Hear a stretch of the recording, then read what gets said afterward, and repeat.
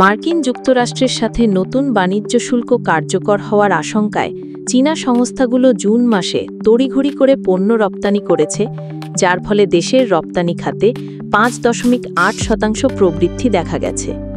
এই front loading বা আগেভাগে অর্ডার পাঠিয়ে দেওয়ার প্রবণতা এটাই প্রমাণ করে যে দুই অর্থনৈতিক পরাশক্তির মধ্যে একটি দীর্ঘমেয়াদী বাণিজ্য চুক্তি হবে কিনা তা নিয়ে তীব্র অনিশ্চয়তা রয়েছে।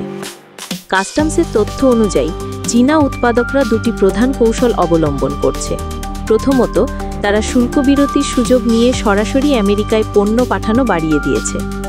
দ্বিতীয়ত এবং আরও গুরুত্বপূর্ণভাবে, তারা দক্ষিণ পূর্ব এশিয়ার দেশগুলোর অর্থাৎ আসিয়ানের জোটে রপ্তানি 16.8% বৃদ্ধি করেছে। এই অঞ্চলটিকে তারা মার্কিন শুল্ক এড়ানোর জন্য একটি গুরুত্বপূর্ণ ট্রানজিট হাব হিসেবে ব্যবহার করছে।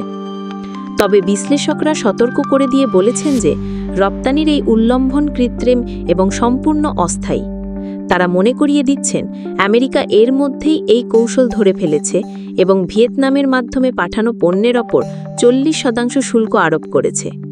আসল ভয় হল, যদি নতুন শুল্কের হার 35% ছাড়িয়ে যায়, তবে চীনা সংস্থাগুলোর মুনাফা প্রায় শূন্য হয়ে যাবে। জুনের এই পরিসংখ্যান বাজারে সাময়িক স্বস্তি আনলেও মূল উদ্বেগ এখনও কাটেনি।